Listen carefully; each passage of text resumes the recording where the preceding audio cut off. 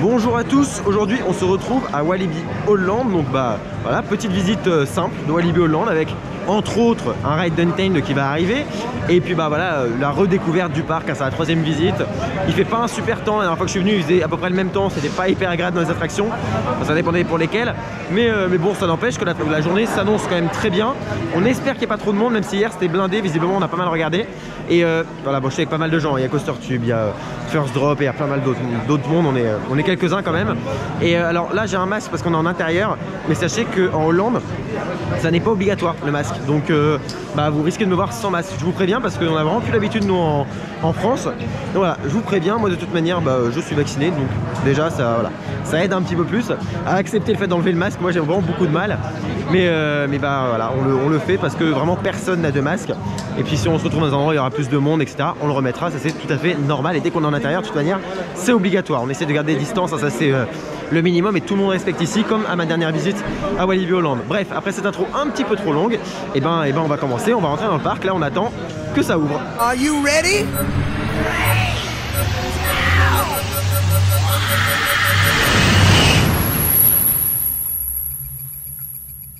Voilà, comme je vous disais, hein, on a enlevé le masque, là on est vraiment, bah, on est dehors hein, tout simplement. Tout le monde a enlevé plus ou moins le masque et on marche en essayant bah, encore une fois de ne pas se rapprocher des gens. Et là on est donc direction Untamed, hein, voilà. À savoir aussi que normalement il y a un système de file d'attente virtuelle hein, qui existe depuis l'année dernière. Ils faisaient ça avant que avec bah, ce qui était Fastpass, etc. Bah, ça s'est voilà, démocratisé pour toutes les grosses attractions en fait, afin de gérer le flux en mesure Covid. Est-ce qu'ils le garderont par la suite? J'en sais rien. En tout cas là on a un téléphone et on doit réserver nos files d'attente.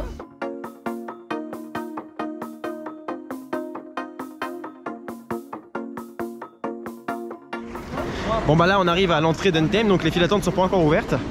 Et ça va, je pense, pas tarder à ouvrir. Les trains tournent à vide là. Ça c'est cool ça. Et bah du coup là on est donc à côté d'Untamed. Ça c'est très très cool. Voilà. Alors là on est dans la file d'attente d'Untamed. Alors on a une application comme ça où en fait on va pouvoir réserver nos entrées dans les attractions et donc faire la file d'attente virtuelle comme je vous disais juste avant. Bon, on va pas se mentir, c'est un peu de la merde. Ça a bugué au moment où le parc a ouvert, forcément ça plante parce qu'il y a trop de charge. Donc ça reste un truc pas fou qui marche normalement bien une fois que la journée est lancée. Là on est rentré dans le thème donc c'est bon. Mais c'est vrai que c'est un petit peu de stress, un petit peu de merde. On est devant l'attraction, on faisait partie des premiers et on a failli pas pouvoir y rentrer. Et c'est vrai que c'est un petit peu... bon, ils sont très conciliants à Walibi Holland, donc vous inquiétez pas. Mais c'est vrai que c'est un petit peu contrariant et contraignant. Et ça peut aussi contrarier. Mais voilà, c'est pas foufou. Quoi qu'il en soit, on est dans la file d'attente d'Untamed et on va rider Untamed maintenant.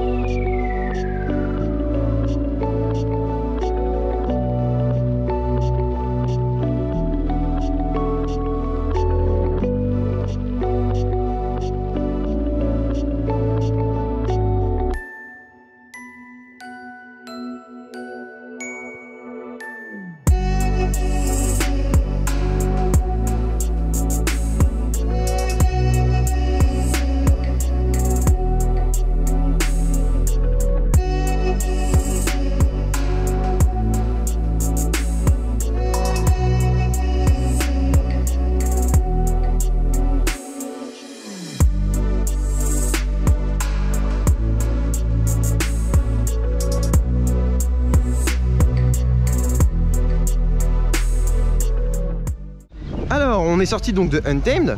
Alors bon, moi personnellement il était froid, c'était une petite balade de santé par rapport à comment j'ai pu le faire évidemment. Il n'en reste pas moins excellent. Néanmoins pour l'instant il reste à sa position de deuxième derrière Conda. À savoir tout de même que les gens qui sont avec moi, certaines personnes qui n'avaient jamais fait Untamed ou qui n'avaient pas fait depuis très longtemps, m'ont dit ah Untamed meilleur que Conda. Mais les personnes qui ont fait Conda plusieurs fois, plusieurs jours d'affilée, parce que quand je suis retourné je vous ai dit il était encore meilleur que la première fois que je suis allé, je ne sais pas pourquoi, je ne saurais pas l'expliquer. Et ben là Untamed me paraît un peu moins bien que Conda. Après c'est choix personnel parce que les deux sont très incomparables. Ces deux coasters tellement différents dans leurs sensations, dans leur assise, comment on est tenu, comment... Il y a aucun point commun quasiment entre les deux, si ce n'est au niveau des sensations qu'on ressent. Là on peut juger lequel nous en fait plus. Les deux sont deux excellents coasters en Europe, c'est deux monstres en Europe. Ça c'est indéniable. Après, à vous de choisir lequel vous préférez. Moi honnêtement, pour l'instant je penche plus vers Conda. On verra si ce soir en refaisant Untamed on a des sensations différentes. Mais pour l'instant moi c'est Conda et Untamed juste derrière, mais vraiment il est juste derrière, mais il lui fait coucou, il est tout proche. Et d'ailleurs là bah on se dirige sur Lost Gravity, voilà. Donc c'est un Big Dipper, un modèle de chez Mack Rides, donc ceux qui détiennent entre autres Europa Park, etc. Enfin, c'est près le même groupe, la même famille. Et ben ils ont fait cette attraction qui donc s'appelle Lost Gravity et qui est une attraction donc de type Big Dipper qui s'est que très peu vendue. Hein. Il n'y a que deux modèles qui existent actuellement. Et bah voilà, il y en a un qui est à Walibi Holland. On sort de Lost Gravity juste au-dessus là que vous voyez. Alors bah c'est une bonne attraction, hein, ça reste un truc sympa. La First Drop j'aime bien, il y a quelques petites airtime, tout petits. Mais sinon bah ça reste, voilà, ça reste. Moi j'aime bien dire que c'est un peu un pétard mouillé parce qu'en fait il est bien sur le moment et après bah, ça perd un peu l'intensité. On perd un peu en puissance sur le moment et ça vibre. Là franchement pour une fois, il a vibré beaucoup, j'étais sur le côté, pas ouf. Donc là on se dirige vers Goliath et puis bah, que voilà, bah, simplement il pleut un petit peu mais on a une attente de 20 minutes en fil virtuel sur Goliath. Puis après je pense qu'on aura voilà, pareil 20 minutes d'attente directement dedans, voilà. Bon pour l'instant ça marche, c'est pas génial ces trucs de ligne virtuelle, je suis vraiment pas fan de base, hein, vous le savez. Mais bon ça marche donc pour l'instant ça va.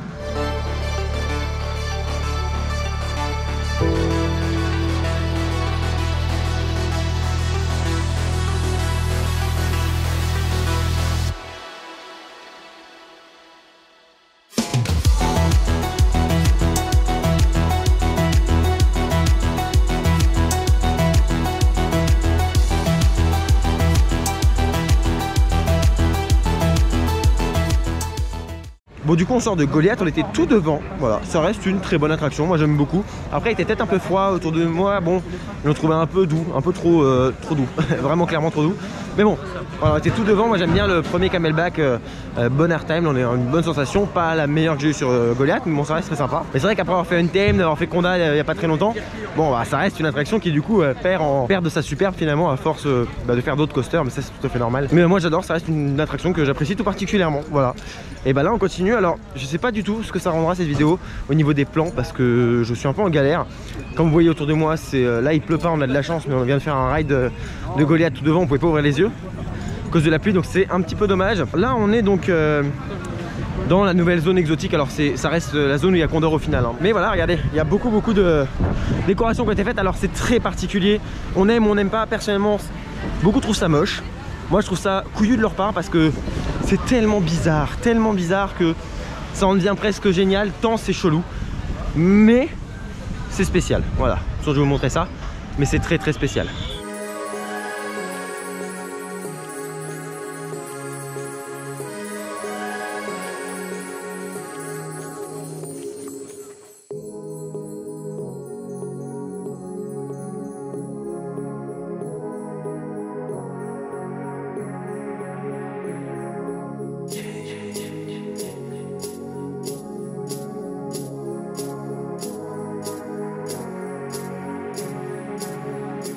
Là on rentre dans le restaurant de la zone exotique. Et du coup là on va au chiottes. Alors oui ça peut paraître très bizarre d'aller au chiottes avec une caméra. Peut-être un peu chelou d'ailleurs. Mais bon c'est pas grave. Voilà pourquoi on va au chiottes. En gros, en appuyant sur ce bouton là, ça fait la fête. Voilà. Bah, comme vous avez pu le voir, on peut faire la fête dans les chiottes, c'est génial. C'est complètement con comme truc, mais c'est du génie. Parce que la zone. Juste qu'une envie, c'est d'aller pisser quoi. Ouais, mais moi je trouve que c'est du génie d'avoir été aussi loin. Et finalement, il n'y a que dans un parc qu'on peut réussir à faire un truc aussi bizarre, mettre une espèce de musique avec de la lumière et tout dans les chiottes. Bon, et bien là on a la file d'attente de Express Plateforme 13. Putain, je l'ai bien dit cette fois-ci. Pour ceux qui suivent un peu les autres vidéos qu'on suivit, je galérais toujours à le dire. Et donc c'est une file d'attente assez bien thématisée, franchement c'est vachement cool. La file d'attente est genre aussi intéressante que le coaster limite. Et avec ce coaster il est dehors, voilà c'est un clone de ce qu'on avait donc à Disneyland Paris, à Walt Disney Studios, Rock'n Roller Coaster qui est aujourd'hui fermé, qui ouvrira plus tard. Mais voilà, le layout, donc le parcours est exactement le même, à quelques petits détails près parce qu'il y en a un qui a la sono embarquée pour Rock et lui qui n'a pas de sono embarquée. Donc on a une file d'attente super bien thématisée, une gare qui est franchement belle. Et derrière on a un launch dans le noir avec des lumières et hop on sort dehors, voilà. Donc une fois qu'on est dehors, ça vibre un peu moins que Rock. Et c'est quelque chose de, voilà, c'est sympa. C'est pas transcendant, mais c'est sympa. Bon alors vous savez mon amour pour les rafts, hein, donc ces grosses bouées sur l'eau qui va très vite, enfin qui bougent dans tous les sens, je déteste ça. Bon là j'ai même pas cherché à les battre. On est dedans quoi qu'il arrive. On est à peu près sur les mêmes bouées que Fantasyland si je dis pas de conneries. Même genre. Avec un truc au centre, voilà, pour que l'eau elle rentre. Vous savez qu'on est quand même moins mouillé, hein. Vous pouvez voir là l'eau elle rentre entre les deux. Voilà, elle rentre entre les deux. Finalement, elle n'est pas tant mouillée que ça, sauf s'il y a une énorme vague. Putain, là, je le sens pas.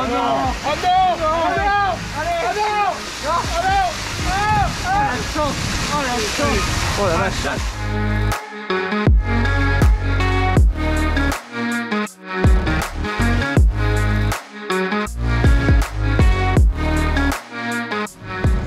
Que dire encore une fois de cette théma à part qu'ils sont sous acide et que visiblement ça se passe bien pour eux. 15h soleil et jusqu'à... Bon bah là du coup on mange un pulled pork au chicken. Pulled pork, je sais pas comment on dit mais c'est bon, c'est pas... Voilà. On a mangé ça la dernière fois. Bon alors on change pas une équipe qui gagne hein. On s'est pris une petite bière quand même. L'alcool est dangereux pour la santé, à consommer avec modération. Voilà. Modération. Voilà, faut le boire avec modération, c'est du modération. Buvez du jus d'orange. Donc on fait attention. Buvez du jus d'orange. Alors après avoir mangé, on est donc dans la file d'attente de Speed of Sound que vous voyez autour de moi. Donc c'est un boomerang, alors boomerang classique, hein, on connaît tous. Mais là, bah, en fait c'est un boomerang avec de la musique embarquée et de la musique électro synchronisée sur ce que fait le parcours. Donc c'est cool, c'est une bonne attraction. Moi je l'aime bien alors que ça reste un boomerang. Hein, mais en plus il y a des vestes, donc c'est des nouveaux trains Vekoma, les MK1212. Bon plus tellement nouveaux mais en tout cas qui ont été changés comparé à ce qu'on a d'habitude. Je suis désolé, je vais galère à faire des plans là, regardez, j'ai sorti la caméra. Mais elle est tropicalisée donc ça va, s'il y a un peu de gouttes. Vous voyez sur l'écran là, enfin sur l'objectif il y a des gouttes d'eau et c'est super chiant parce que bah ouais, il pleut donc c'est très compliqué. Là pour l'instant le stabilisateur j'ai pas utilisé une seule fois alors qu'il est genre 13h. Donc voilà, donc les plans c'est un peu galère, j'espère que ça bougera pas trop mais voilà, je fais de mon mieux.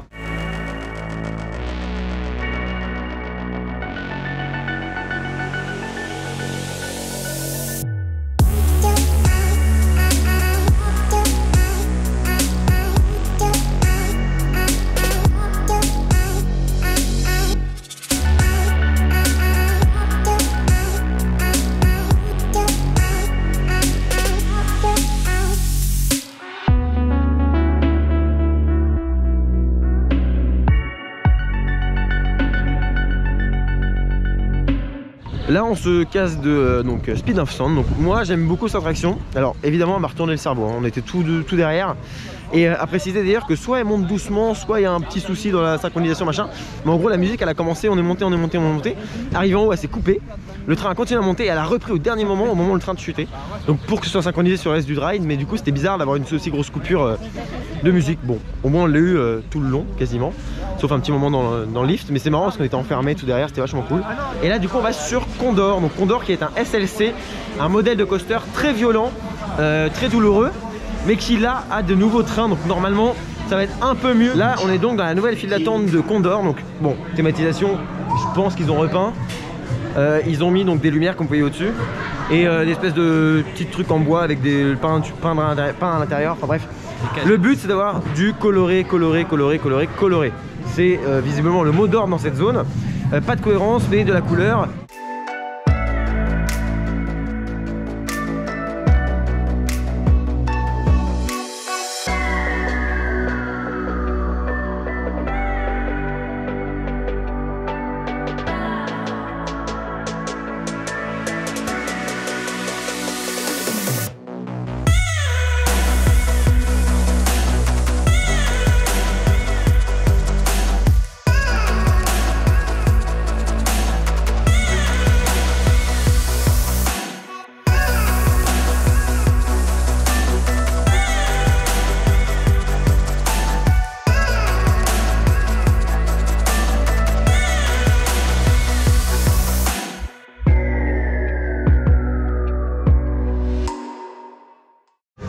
On sort de Condor qui est juste ici. Alors les harnais ont changé dans la mesure où maintenant c'est des vestes et avant c'était un harnais qui passait là. Donc dans les moments où ça tapait, notre tête elle faisait de gauche à droite et du coup on se prenait des baffes réellement. Là l'avantage c'est qu'il n'y a plus de baffes, donc on ne prend plus de coups de gauche à droite. Mais le coaster reste toujours horrible à faire. C'est une bouse sans nom. Ce coaster est encore une fois à raser. Bon là du coup on attend pour faire la Space Shot qui est derrière moi, qui est là.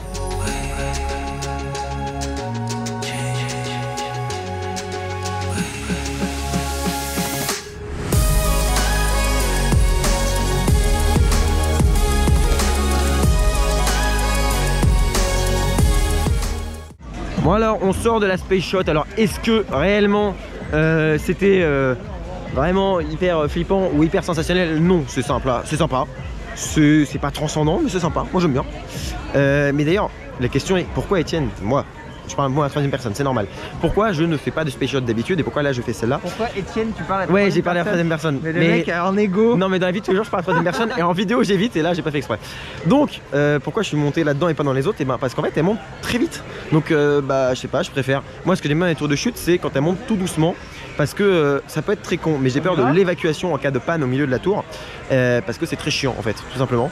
Alors que, bah, sur une tour qui monte d'un coup et qui redescend, il n'y a pas de moment de pause normalement. Et donc il y a potentiellement beaucoup moins de chances que ça se bloque, hein, parce qu'il y a des tours de chute qui se bloquent souvent en l'air. Et c'est chiant. Et c'est pour ça que je fais pas les tours. Donc voilà, en fait principalement c'est ça. Donc plus ça reste en l'air longtemps, moins j'ai envie de les faire. Donc celle-là, bah carrément j'ai envie de monter dedans très rapidement. Et Mystery Castle à Fantasyland, par exemple, que j'ai déjà fait de nombreuses fois, bah elle me gêne moins parce que l'arrêt en haut est assez court et on monte très très vite. Voilà, c'est la seule raison en fait, c'est une raison toute bête. Mais comme je ne me force jamais pour faire des trucs comme ça, parce que cela c'est que du plaisir, que du loisir, et ben il ne faut pas se forcer pour faire les tours. Donc je monte pas spécialement dedans tout de suite. Mais ça viendra, encore une fois ça viendra. En tout cas voilà, vous avez pu voir celle-là, je la fais sans aucun problème. Alors là on s'attaque au Splash Battle, donc c'est un petit bateau en fait où on va pouvoir se tirer dessus avec de l'eau, tout simplement. C'est aussi simple que ça. Et bah c'est cool, j'ai jamais fait ici, hein. C'est près de la zone pour enfants, je crois que c'est Walibi Playland, voilà.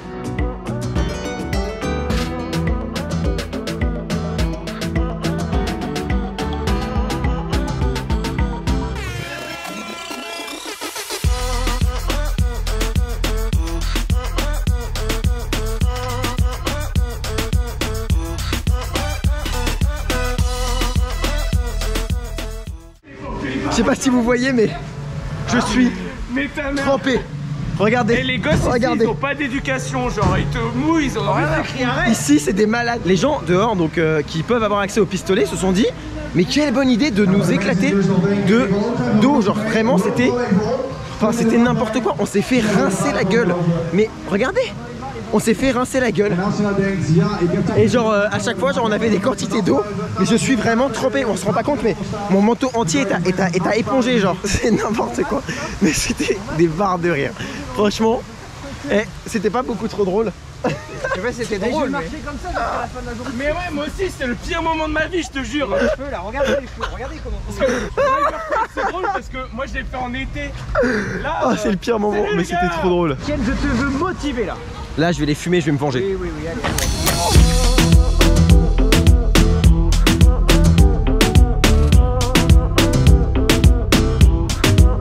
Ça, c'est de la vengeance, ça. Mais franchement, si vous voulez vous faire rincer la gueule, allez là-dedans. C'est génial. En fait, ils peuvent rien faire. À l'intérieur, on peut rien faire. On prend tellement d'eau dans la gueule et nos pistolets marchent tellement mal. C'est trop marrant. Beaucoup trop marrant. Bon, bah alors là, c'est mission séchage. Je mets la doudoune ici. On dirait pas, mais elle est trempée la doudoune. Hein. Je pourrais l'essorer. L'avantage, c'est que moi, je suis sec. Enfin, le haut du corps est sec, ça, c'est l'avantage. Le bas, c'est autre chose. C'est un autre style. Voilà. Derrière, c'est pareil. Je suis totalement rincé de partout. Mais voilà. Je me suis bien vengé, par contre. Ça, c'est. Belle vengeance. Alors on vient de faire Untamed, tout derrière, dernier rang. Il est quoi? Il est 16 h, un truc comme ça, je sais pas. Et en fait, du coup il est bien chauffé. Et ben, je vais pas vous mentir, Conda reste au-dessus, hein, tout simplement. La drop, ok, elle est folle, elle décroche bien, mais j'ai un peu plus apprécié celle de Conda. Puis après les airtime, les deux camelbacks sur Conda m'ont bien plus impressionné que là. Même si l'attraction reste excellente, ça ne veut pas dire qu'Untamed n'est pas bon. Untamed est fou, c'est un RMC de qualité, c'est une merveille. Il est juste derrière Conda, mais ça se joue à rien. Après, encore une fois, c'est mon choix personnel, ce sont deux attractions très différentes, quasiment incomparables finalement. Et ça se joue juste donc dans la comparaison au niveau des goûts de chacun. Conda est tellement fluide, tellement agréable, tellement doux que les airtime qu'il procure sont longs et donc procure un airtime pendant longtemps et nous surprend et nous resurprend derrière alors que c'est le même airtime. Et je pense que c'est ça qui fait la différence. Alors que Untamed, c'est une succession de petits éjecteurs, des éjecteurs très courts mais très puissants. Et voilà, je pense que c'est ça, c'est là que se joue la différence. Ensuite, petite parenthèse, on a failli, un ami qui a failli perdre ses clés dans le train. Allez voir la vidéo de Coaster Tube, je vous la mets en fiche, dès qu'elle est disponible, elle sera juste au-dessus. Et à un moment, en fait, il y a une clé de voiture qui s'envole d'une poche et qui tombe dans le train, qui rattrape au dernier moment, c'est fabuleux. Faites toujours gaffe à vos affaires et vérifiez vos poches sont bien fermées, vous n'avez pas d'affaires dans les poches. Surtout sur un truc comme Conda, parce que comme Untamed, tu sais, comme Untamed, parce que Untamed a beaucoup d'airtime et les airtime vont faire sortir n'importe quel objet qui se trouveront dans vos poches qui ne sont pas fermés. Ça c'est indéniable. Alors, on sort de Lost Gravity. Donc Lost Gravity qui ce matin était un petit pétard mouillé, encore une fois, et qui là est vraiment intense, hein. Donc la drop, très bien, bon voilà. Bon airtime juste après la drop, ce qui était rare, hein, j'ai rarement eu ça. Je crois que je l'ai jamais fait à chaud en fait, je suis en train de me demander si je l'ai vraiment fait à chaud. Là on est vraiment en fin de journée et très intense, très cool. Et on a des bons petits airtime, surtout juste après la drop, encore une fois. Bon, et bien on sort d'un petit Goliath, alors bon, pas folichon parce que j'étais au centre. Ouais, il était chaud, c'est sympa, c'est agréable comme coaster, mine de rien, c'est pas, voilà. Enfin, c'est d'une bonne machine, moi j'aime beaucoup cette machine, puis le côté, les vieux trains ras du sol comme ça avec les chaises de camping, voilà. Comme dirait Dubik, les chaises de camping. Allez voir sa chaîne d'ailleurs, tiens, voilà. N'hésitez pas à aller voir une bonne chaîne YouTube, il en existe plein, mais celle de Dubik en fait partie. Et alors voilà, du coup on sort de Goliath, donc c'était un bon petit ride. Voilà, alors je vous mets sur le côté ce qu'on a fait toute la journée, c'est une très bonne journée. Les lignes, les files d'attente virtuelles, comment vous dire, ça marche bien. Mais j'aime pas ça, hein. De toute façon il faut être sur le téléphone, les temps d'attente augmentent, diminuent, des trucs disparaissent, enfin, c'est un peu chiant. Mais au moins ça fonctionne, s'il n'y a pas de gros bugs et tout. Mais c'est vrai que c'est un peu chiant et que c'est pas le plus agréable quand on est dans un parc. Néanmoins, sinon la journée s'est très bien passée, on a eu beaucoup trop de pluie et c'est pour ça que j'ai eu du mal à faire des plans. Mais bon, vous voyez derrière moi, là je suis en contre-jour, mais voilà, et le soleil se réveille à peine. Je commence à peine à sécher du Splash Battle. Là je commence à peine à être vraiment sec. Et encore, pas de partout. Donc là je sens encore dans mes manches, c'est un peu mouillé, mais bon. J'ai fait ce que j'ai pu pour me sécher. Quoi qu'il en soit, je vous remercie d'avoir suivi la vidéo jusqu'au bout. Je vous dis à bientôt pour une prochaine vidéo, soit en EDB World, soit en vidéo dans un parc. D'ici là, soyez enthousiastes. Salut!